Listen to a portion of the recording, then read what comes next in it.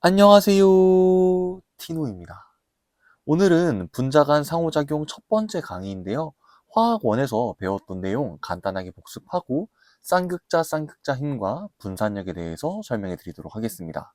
화학원 3단원과 분자 간 상호작용 파트는 상당히 밀접한 연관이 있습니다. 3단원에서 전기음성도라는 개념에 대해서 배웠어요. 정의는 원자가 공유전자쌍을 끌어당기는 힘의 크기를 상대적으로 정한 값이다. 전기음성도가 가장 큰 플루오린을 기준으로 하고 나머지 원자들의 값을 매겼고요. 전기음성도의 크기가 클수록 공유전자쌍을 당기는 힘의 크기가 강합니다. 왼쪽에 HCl 보이죠? 수소와 염소 사이에 공유결합이 만들어졌는데요. 수소의 전기음성도는 2.1, 염소의 전기음성도는 3.0이죠. 전기음성도가 더 큰 원자가 누구예요? 염소입니다. 그럼 가운데에 있는 공유전자쌍은 어디 쪽으로 치우칠 것이다? 염소 쪽으로 치우치게 될 것이다. 이렇게 그려진 화살표가 전자쌍이 치우친 정도를 나타내는 쌍극자 모멘트였습니다. 전자쌍이 오른쪽으로 치우쳤기 때문에 염소 쪽은 델타 마이너스의 전하를, 수소 쪽은 델타 플러스의 전하를 갖게 되죠. 여기에 써져 있는 델타는 0부터 1 사이에 있는 값으로 부분적인이라는 뜻을 가지고 있습니다. 오른쪽에 H2를 보면 동일한 원자끼리 공유결합을 형성했어요. 동일한 원자끼리 공유결합을 했다. 전기음성도 차이가 없겠죠. 전자쌍이 치우치지 않는 공유결합이 만들어지고요. 이러한 공유결합을 무극성 공유결합이라고 합니다. 아까 잠깐 이야기했습니다.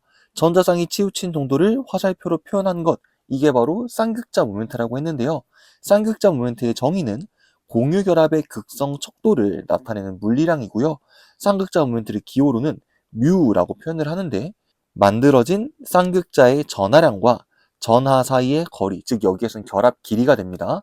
부분 전하의 크기와 결합 길이의 곱으로 쌍극자 모멘트의 실제 크기를 구할 수가 있습니다. 여기까지가 화학원에서 배웠던 내용인데요. 이 내용이 기억이 잘 나지 않는다, 조금 더 자세히 공부해보고 싶다 하시는 분들은 선생님이 댓글에다가 개념 강의 링크를 남겨둘 테니까 한번 보고 오시면 좋을 것 같습니다. 그러면 지금부터는 화학2 내용에 대해서 이야기를 해보도록 하겠습니다. 첫 번째로 우리가 배울 건 쌍극자, 쌍극자 힘인데요. 쌍극자, 쌍극자 힘이 뭔지를 알려면 쌍극자가 뭔지를 아셔야겠죠. 쌍극자는 분자 내에서 전자들이 한쪽으로 치우치면서 서로 다른 부분적인 전하를 띠게 되는 것, 이거를 쌍극자라고 합니다. 방금 우리가 복습했던 부분을 잠깐 볼까요? 왼쪽에는 극성 고무결합이, 오른쪽에는 무극성 고무결합이 표현되어 있습니다. 극성 공유결합을 보면 전자쌍이 한쪽으로 치우치면서 부분적인 전하가 표현되어 있죠. 이걸 쌍극자라고 불러요. 즉, 극성 공유결합은 쌍극자가 있는 겁니다. 무극성 공유결합을 보면 어때요? 전자쌍의 치우침이 없기 때문에 부분적인 전하가 나타나지 않았죠.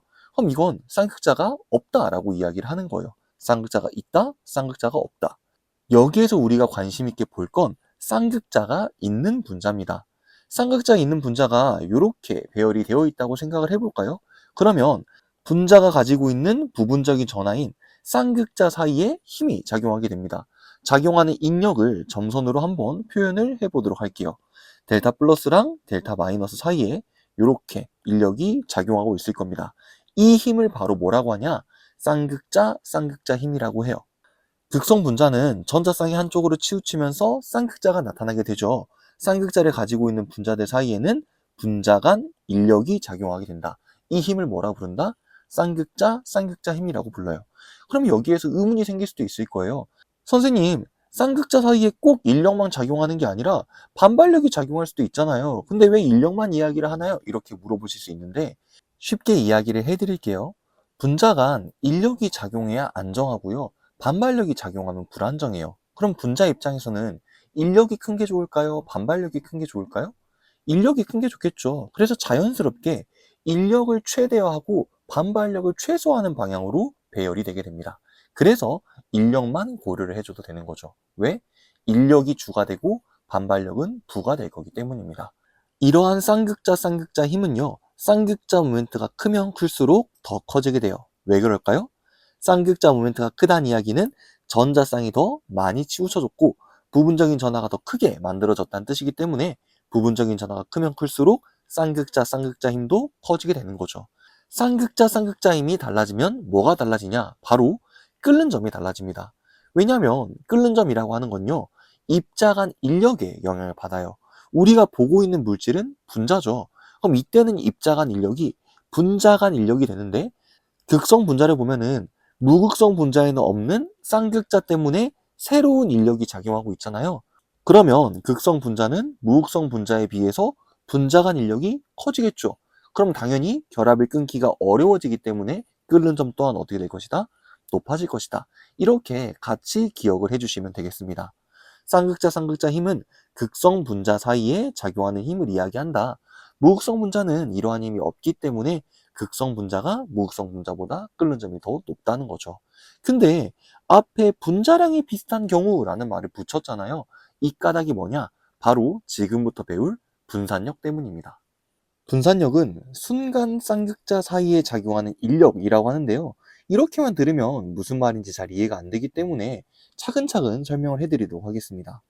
여기 무극성 분자가 있어요. 무극성 분자에 전자 있을까요? 없을까요? 있겠죠.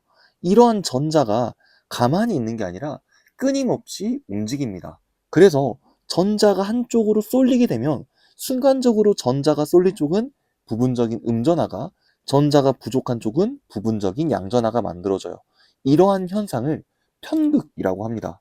편극이 일어나게 되면 순간적이긴 하지만 전자쌍의 치우침으로 부분적인 전하가 표현되게 되죠. 즉 쌍극자가 만들어지게 되는데, 이러한 쌍극자는 뭐라고 하냐면 편극에 의해 만들어진 순간 쌍극자라고 합니다. 분자가 편극에 의해서 순간 쌍극자를 만들게 되면 이웃한 분자에 영향을 미칩니다. 왜? 전자는 어떤 전하를 띠고 있죠? 음전하를 띠고 있죠. 그럼 전자와 여기 있는 부분적인 전하 사이에 전기력이 작용하는 겁니다. 인력이 작용할까요? 척력이 작용할까요?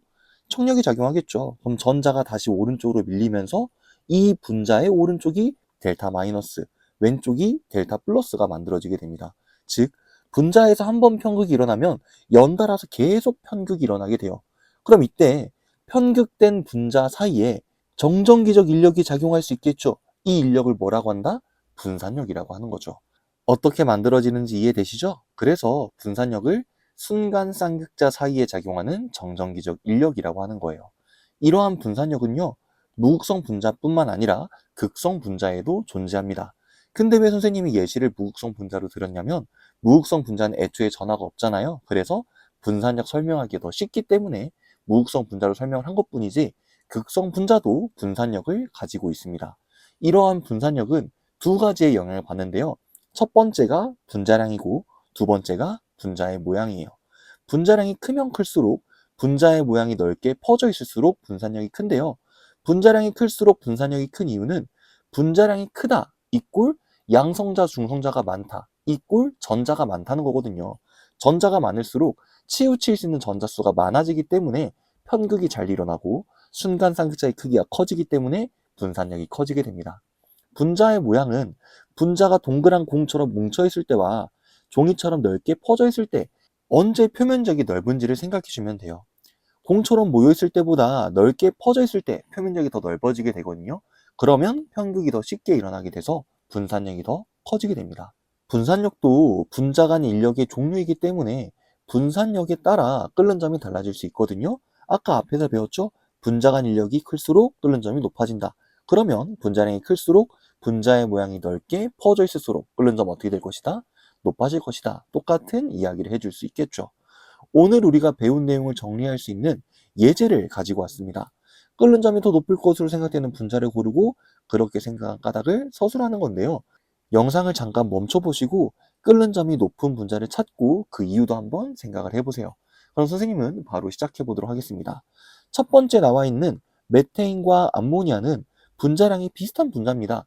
이런 경우에는 보통 모양이나 극성, 무극성의 유무에 따라서 끓는 점이 달라지거든요. 메테인하고 암모니아를 보면 메테인은 무극성 분자, 암모니아는 극성 분자죠. 그럼 쌍극자, 쌍극자 힘이 작용하는 암모니아의 끓는 점이 더 높을 겁니다. 두 번째 문제를 봐볼게요. 메테인하고 프로페인의 끓는 점을 비교하라고 했는데요.